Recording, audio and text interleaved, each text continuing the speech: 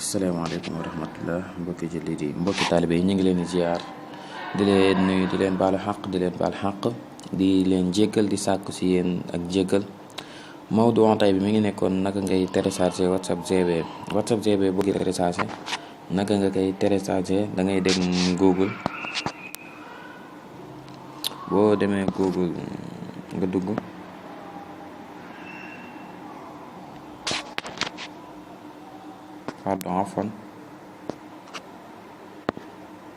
ngay dugg Google.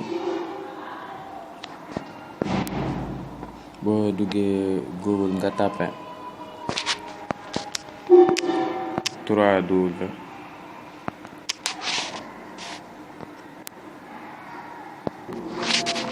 bu ñëwee Google da ngay bind 3W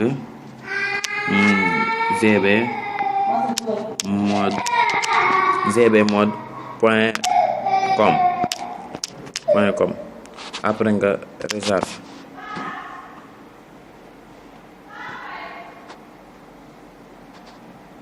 en fait maa ngi jéggal connexion bi moo xaw a yeex.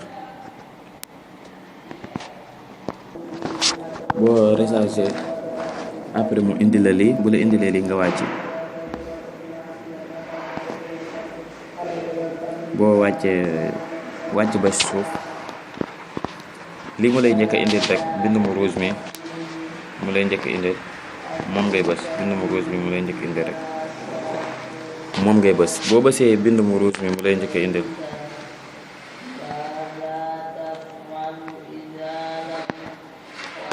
mu rechargé.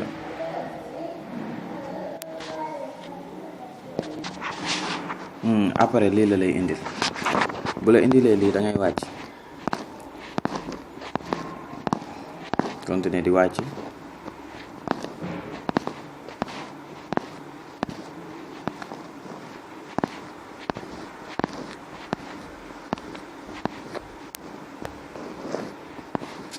di wàcc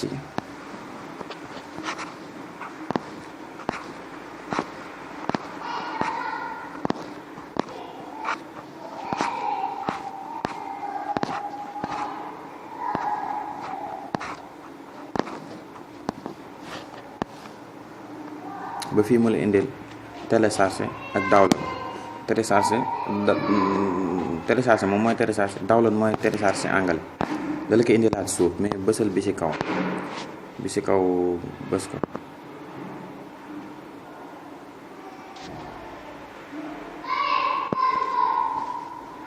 boo ko bësee mu recharge.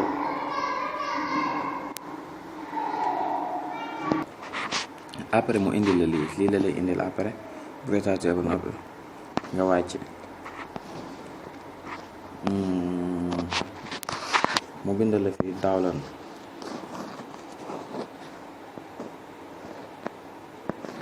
download moom la bindal fi bii tamit taxmet bi suuf gis nga mooy mais ñaar yëpp bu la neex man ñaar yëpp télécharge. léegi man ma bës bi ci kaw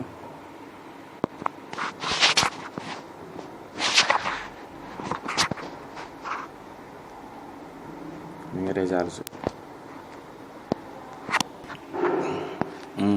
après lii la lay indil bu la ko indilee nga di bës download nga bës download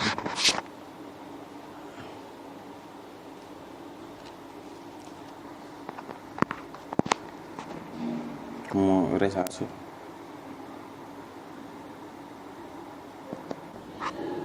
ñu nii boo bësee download ba mu recharge ba noppi boo xoolee nii ci kaw di nga ko gis nii mooy afwan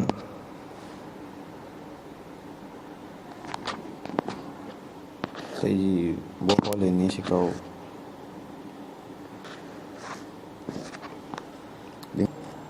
moo nekk nii di recharge nii moo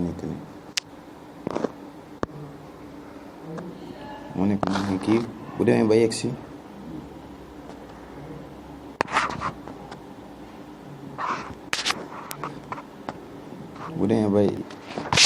boo defee loolu ba noppi bu la neexee mën ngaa génn ba set ci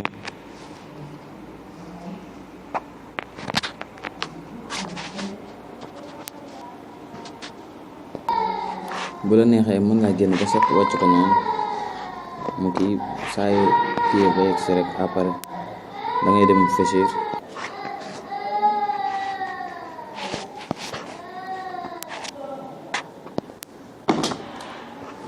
léegi mi ngi noonu benn bi yegg si na dama kaa besoin 2 fois moo tax muy recharge waat noonu da ngay dem fësir boo demee fësir boo duggee rek après nga xool application yi. Sëñ Bamba rek saay boo duggee ci application yi après moo nekk nii WhatsApp bi moo nekk nga xool maa ngi ci ko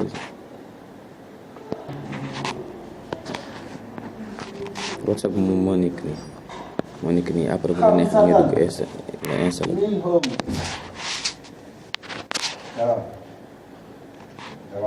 mi ngi nii après nga dugg installé ko boo ko installé rek après mu dem